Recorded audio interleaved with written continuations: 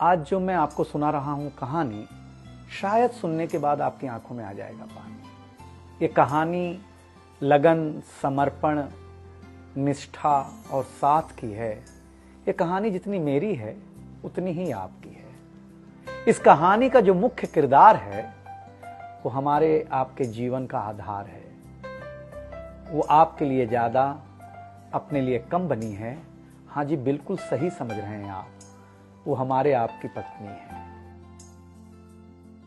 वो हमारी आपकी पत्नी है।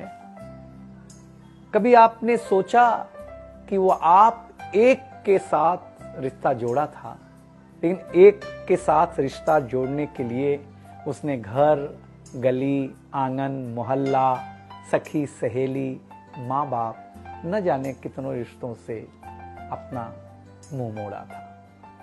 याद करिए, जब आपके साथ ब्याही थी और आपके घर आई थी तो बहू, भाभी, दुल्हन, न जाने कितने नामों के साथ बुलाई जाती थी। ये सुनकर के वो मन ही मन मुस्कुराए जाती थी। घर के सारे लोग उसी के भरोसे रहते थे। शायद इसीलिए अंग्रेजी में हम उसे हाउसवाइफ कहते थे।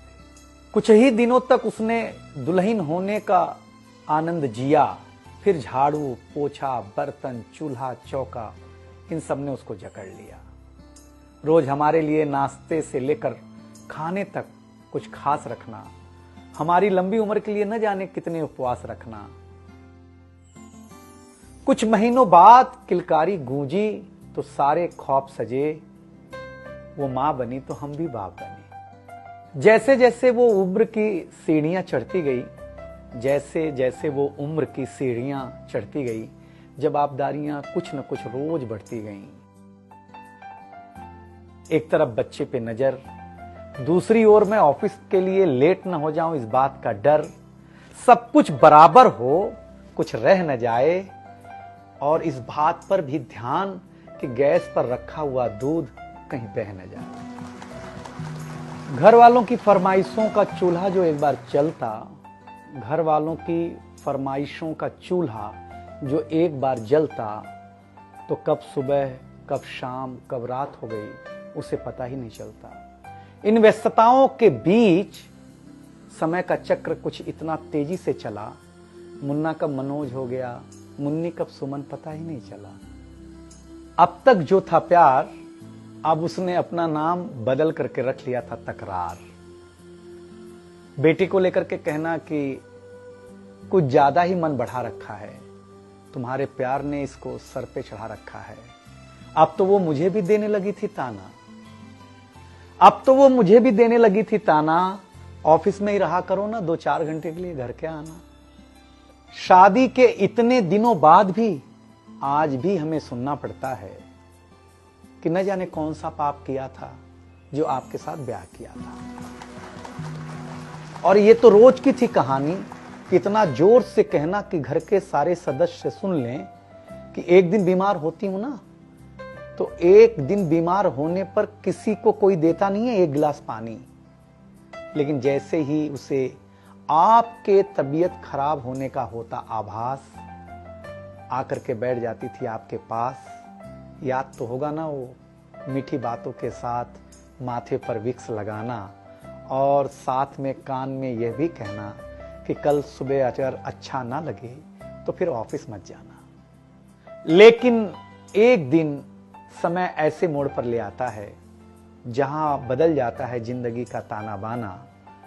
थाली में रोटी रखते हुए उसका ये कहना कि बेटी जवान हो गई है, क्या अब लड़का भी मुझे ही ढूंढने होगा जाना। शादी तय हो जाने के बाद 1-1 रुपया जोड़ना, पैसे कम पड़ने पर खुद का कंगन तोड़ना, सब कुछ हो जाएगा मुझे ढाढ़स बढ़ाना, सब कुछ हो जाएगा मुझे ढाढ़स बढ़ाना। विवाह का गीत खुद रोते हुए गाना। याद तो होगा ना आप लोगों को ये गुजरा हुआ जमाना। कुछ समय बाद जब हम जवाबदारियों से मुक्त हो जाते हैं तो कुछ ज्यादा ही धर्मयुक्त हो जाते हैं।